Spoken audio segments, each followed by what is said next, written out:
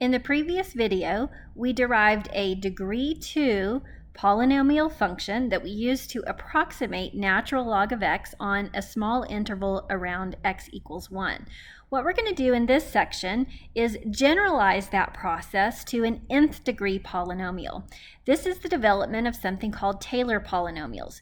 In general, an nth degree polynomial centered at x equals c and its derivatives take the form p sub n of x, again that subscript there is just coordinating with an nth degree polynomial, equals a naught plus a sub 1 times x minus c plus a sub 2 times x minus c squared plus, and then we continue this pattern until we get to the nth term, which would have coefficient a sub n and power n. Now remember, we call the center of this polynomial function c simply because it shifts a basic polynomial to the right by c units. That center c is what's going to match our elementary function. Or you can think of it as the center of the interval where the polynomial will accurately represent the elementary function. Now, in the previous video, we learned that for our polynomial to approximate our elementary function, it's going to need to match not only the y value, but also slope, concavity, and higher order derivatives. The more derivatives we have, the more accurate our approximation will be. So we need to find the general nth derivative of our general polynomial. Let's begin with the first derivative. P sub n prime of x. Notice I'm going to differentiate a naught first, which is a constant, and the derivative of a naught is 0. So that term goes away. Looking at our second term, we have a sub 1 times x, whose first derivative is a sub 1, and then we have a sub 1 times a constant, which is a constant, and the derivative of a constant is 0. So when we differentiate this term, we simply obtain a sub 1. Moving on to the next term, notice we have a degree 2 term. So we're going to apply the power rule by taking the 2 down in front as a coefficient, multiplying by the constant that's already there. The base stays the same, and we decrease the exponent by 1. Now, notice the result of our chain rule here is just going to be 1. So there's the first derivative of our third term. So continuing this process with the next term, again, we're going to apply the power rule by bringing the exponent down in front as the coefficient. We're going to keep the constant and the base the same and decrease the exponent by 1. So we'll continue this process to the last term. Again, applying the power rule, we have n times a sub n, the base stays the same, and we decrease the exponent by 1. So that comprises our general first derivative. Let's take a quick look at the second derivative. For the second derivative, we're going to lose this constant. It differentiates to 0. For this term, we're going to get the derivative coefficient, 2a sub 2. And then for this term, look at the pattern that emerges. We're going to take the exponent down in front. So we have 2 times 3, or I've switched them and written it as 3 times 2. Times a sub 3 x minus c to the first power. We're going to continue this process here as well, moving our exponent down in front as a coefficient, and we're going to see this pattern begin to develop. Notice when we move this down as the coefficient, then we have to decrease that exponent by 1 to get n minus 2. Now let's observe these patterns that are developing so we can come up with the general expression for the nth derivative. So if I look, for example, at the third derivative, notice the power of x that we end on is n minus 3. Same thing for our second derivative, the power of x that we end on here is n minus 2. When we get then to our nth derivative, the power of x minus c then will be n minus n, which is 0, right? And anything raised to the 0th power is equal to 1. So by the time we get to our nth derivative, all of our x's will have differentiated away and we'll be left with simply this constant. Look at the pattern of the coefficients that's forming. Hopefully you recognize that as n factorial. So we have started with an nth degree general representative polynomial, and we have found the first n derivatives of that general polynomial. Now we want to use this polynomial to replace some elementary function. So remember the conditions that need to be met Our polynomial and the function have to have the same y value, same slope, same concavity, on and on and on. So what we're going to do is evaluate our general polynomial at x equals c. So if x equals c, then p sub n of c, that is, I'm going to come back up here to this polynomial and replace x with c. Notice if I plug a c into this term right here, let me actually write a c right there. That term is going to zero out. This term is going to zero out. Everything is going to go away, simply leaving behind a naught. So p sub n of c equals a naught. Let's evaluate p sub n prime of c. So we're going to plug c in for x. And again, notice everything but that first term is going to cancel out to 0. So p sub n prime of c then is equal to a sub 1. You can see then that p sub n double prime of c will follow a similar result, leaving behind coefficient 2 times a sub 2.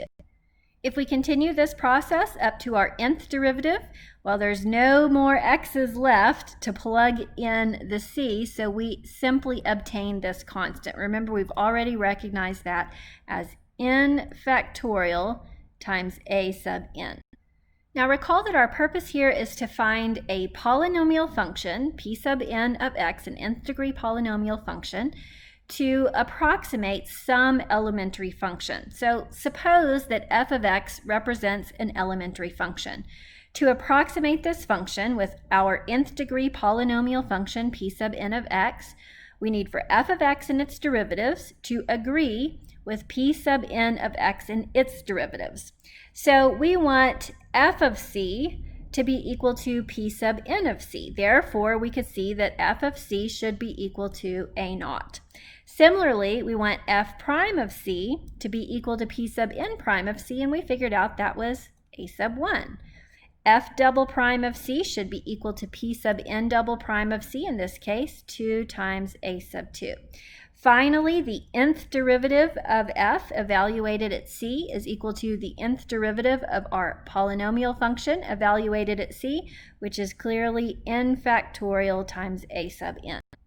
From these equations that we've developed, let's go ahead and isolate those coefficients represented by a sub I. So if I look at the first equation, a naught is already isolated. A naught is equal to f of c. Similarly, a sub 1, that's simply f prime of c. On this one, we do need to solve for a sub 2. We would end up with f double prime of c divided by 2. And notice 2 is equal to 2 factorial.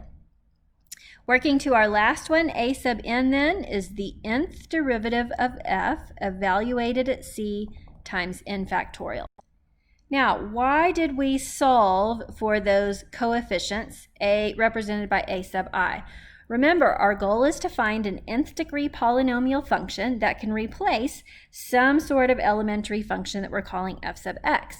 This is the general model of our polynomial function. So we now have our coefficients in terms of the elementary function and its derivatives. So I can take all of those a sub I values that I found, come back up here to my model, plug in what we ended up with, and this is what we call a Taylor polynomial. So here's what it would look like if we plug in what we found for those coefficients. Definition: the nth degree Taylor polynomial for f of x at x equals c is given by p sub n of x equals, this is a naught plus f prime of c, that's what we got for a sub 1, times x minus c.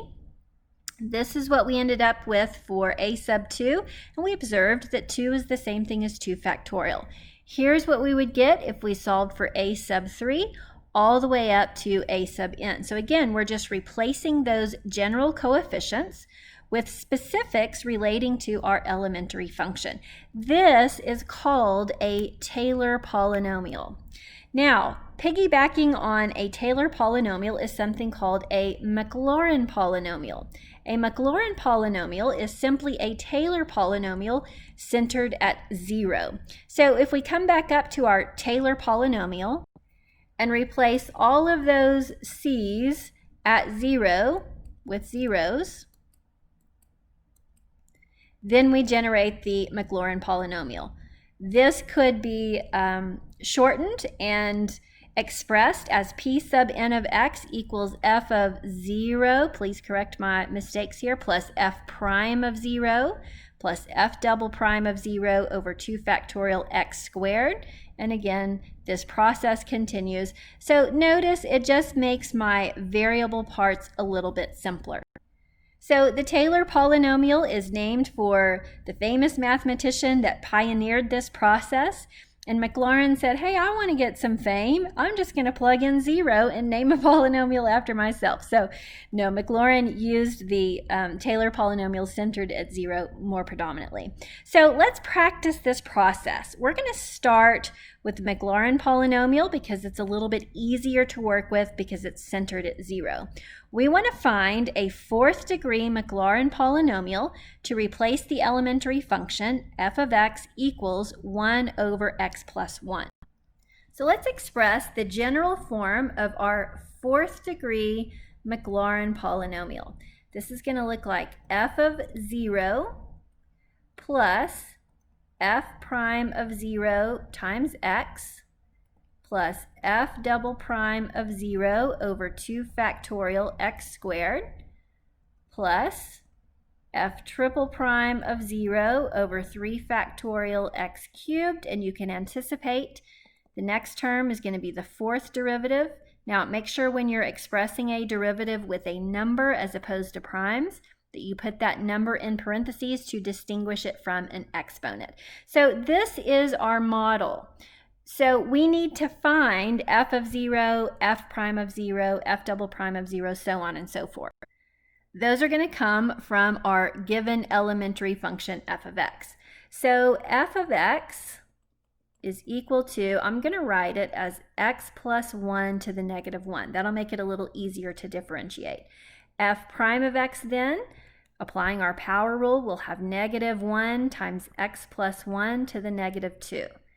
Our second derivative then would be positive 2, x plus 1 to the negative 3. Third derivative would be negative 6 times x plus 1 to the negative 4. And finally, our 4th derivative would be 24 times x plus 1 to the negative 5. We need to evaluate each of those functions at 0 to get the coefficients of our Maclaurin polynomial. So plugging in 0, f of 0 is 1, f prime of 0 is negative 1, f double prime of 0 is 2, f triple prime of 0 is negative 6, and the 4th derivative evaluated at 0 is 24.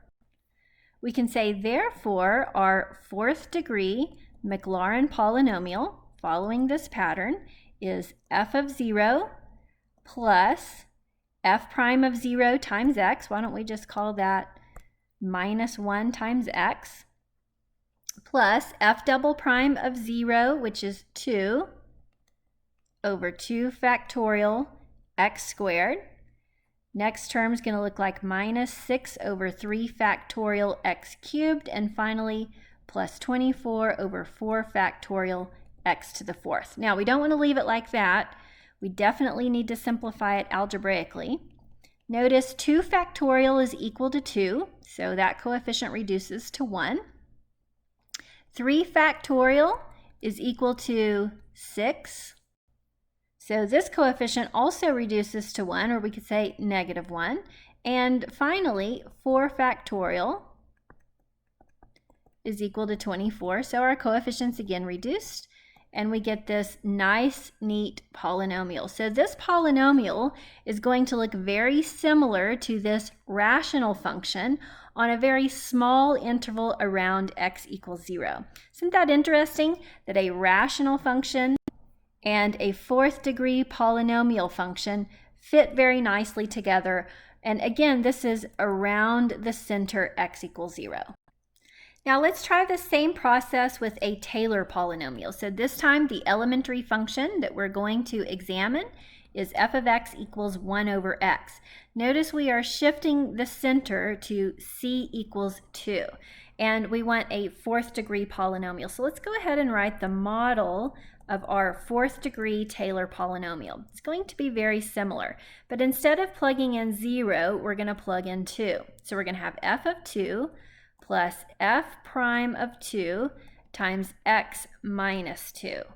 Next term would be f double prime of 2 over 2 factorial times x minus 2 squared, f triple prime of 2 divided by 3 factorial times x minus 2 cubed, and finally the fourth derivative of f evaluated at 2 divided by 4 factorial times x minus 2 to the fourth. So same pattern as the Maclaurin polynomial. The difference is instead of plugging in 0, we're plugging in 2.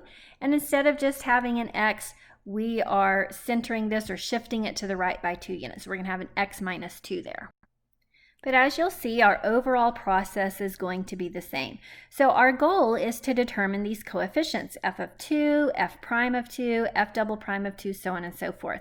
So we're going to need to start with our elementary function, f of x, equal to 1 over x, or it might be easier to think of it as x to the negative 1. Then our first derivative is negative x to the negative 2. Second derivative is 2x to the negative 3. Third derivative is negative 6x to the negative 4. And our fourth derivative is 24x to the negative 5th.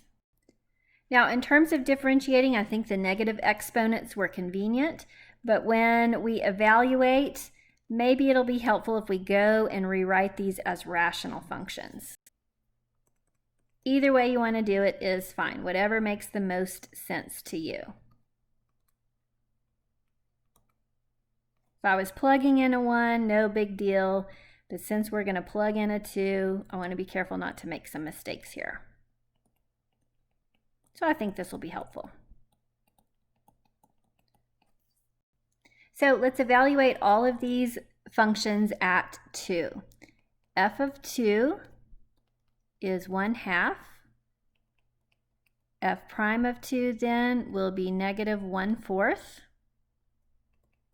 F double prime of 2, we're going to have 2 over 8, which reduces to 1/4. F triple prime of 2, we have negative 6 over 2, 4, 8, 16, which reduces to negative 3/8. And our last one, the fourth derivative evaluated at 2 is 24 over 2 to the 5th. If we reduce by 8, we would get, how about 3/4? Okay, so now we know our coefficients. We're going to go back and assemble our polynomial. So our fourth degree polynomial, following the pattern that we initially planned out, we're going to start with f of 2, which is 1/2, plus f prime of 2. Well, f prime of 2 is negative, so negative 1/4 times x minus 2. F double prime of 2 is 1/4. And notice we have a 2 factorial in the denominator, so I'm going to write that as 1/2 times x minus 2 squared, plus 1, let's do the factorial first, 1 over 3 factorial, which is 1/6. F triple prime of 2 was negative 3/8, so I'm going to change that to negative 3/8, x minus 2 cubed, and then finally 1 over 4 factorial, 4 factorial is 24, times our fourth derivative evaluated here at 2, we discovered 3/4, times, almost had enough room, there we go, x minus 2 to the 4th power. So let me go back and cancel common factors here, and we can simplify.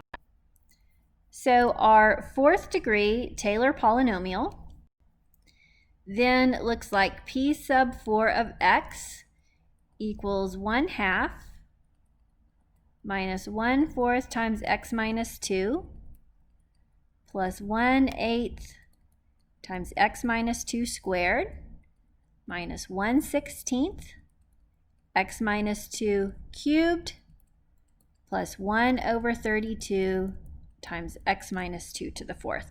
Now, I don't recommend expanding those binomials, multiplying them out, because in this form you can clearly see the center, or you can think of that as the transformation. So again, the big idea is that this polynomial function, this 4th degree polynomial function, is very similar in its graph, its shape, its slope, its concavity, to the function 1 over x, very close to x equals 2. Remember, the further away that we move from x equals 2, the less accurate the approximation becomes. Also, understand that the higher degree of polynomial that you use for either a Taylor polynomial or Maclaurin polynomial, the more accurate it will be an approximation of the elementary function and over a larger interval. Okay, that wraps up this video. Thanks for listening.